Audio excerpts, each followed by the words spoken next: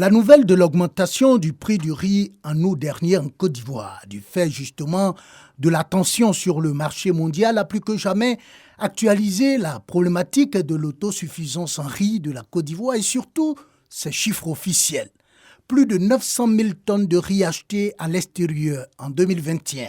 Ce chiffre est passé à 1,19 million en 2022, avec à la clé une sortie de devises estimée à plus de 400 milliards de francs CFA. Et pourtant, le riz, de l'avis des experts du domaine, peut pousser dans les 4 coins du pays.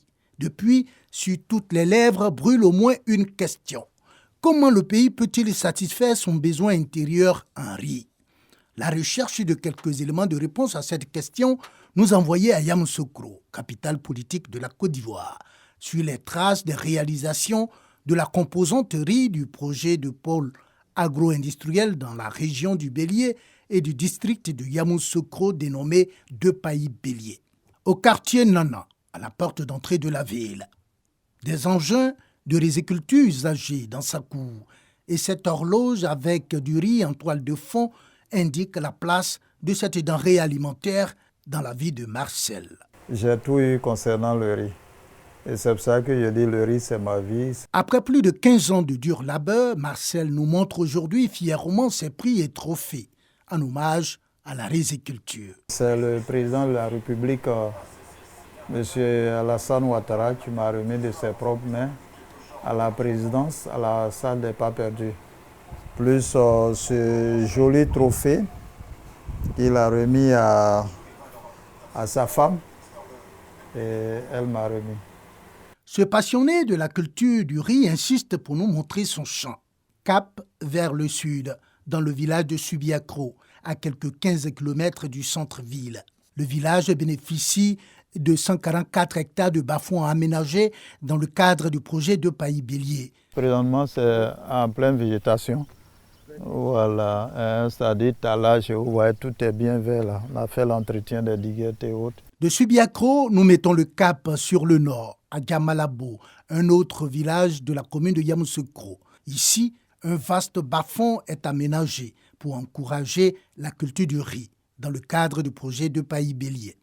Nous avons réhabilité une vingtaine de périmètres rizicoles qui représentent une superficie de 1200 hectares. Pour cette superficie, nous avons dépensé environ 4 milliards pour la réhabilitation de ces différents périmètres rizicoles-là. Mieux, une petite et moyenne entreprise agricole PMEA intervient dans le cadre de ce projet pour encadrer les riziculteurs. Nous venons avec la mécanisation pour pouvoir professionnaliser l'activité. Au niveau de la production, nous mettons à disposition des producteurs la semence. Nous allons les accompagner aussi dans l'opération de repiquage.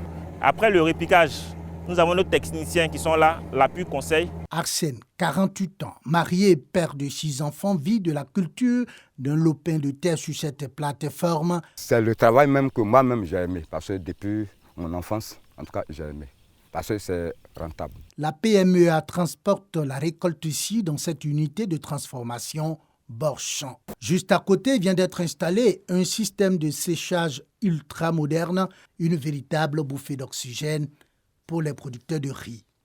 Pendant les saisons de pluie, il était difficile de sécher le riz. Donc, comme solution, on a cherché à installer un séchoir mécanique. Quand la moissonneuse récolte, on va acheminer ça au niveau du séchoir. Et pendant 10 heures de temps, nous allons sécher le riz à une température ambiante. Ici, à Gamalabo, de nombreux jeunes ne se nourrissent pas seulement du riz. Ils vivent aussi du riz, surtout sur fond d'hommage au projet Deux Pays Bélier. Voici une maison dont j'ai bâti. J'ai eu beaucoup d'enfants à ma charge. Et donc j'ai profité à lui construire la deuxième maison. Et donc j'ai vendu le riz, j'ai envoyé le riz à l'unité. Je pense bien que je vais tourner les deux là dans le mois de décembre. Après avoir payé leur crédit d'intrant, fait sortir les trucs d'intrant, que j'ai pu payer une moto, j'ai pu construire encore, scolariser les enfants. Et bon, encore, ça nous donne encore de la nourriture.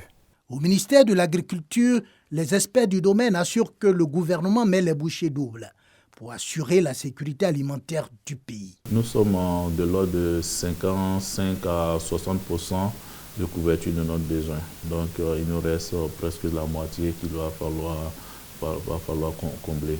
Donc le défi pour nous, c'est de ne pas attendre au-delà de 2-3 ans, parce que nous estimons que nous pouvons exporter. Mais encore faut-il que les populations s'intéressent à la riziculture. Il faudrait que les Ivoiriens même s'engagent et pratiquent l'activité de production de riz comme un métier. Du reste, les réalisations du projet de Pays Bélier montrent que les ressources naturelles, notamment l'eau et les terres, existent. Les techniques et technologies sont disponibles. Les hommes et les femmes prêts pour le labeur aussi. Et que le secteur privé est en embuscade pour le financement.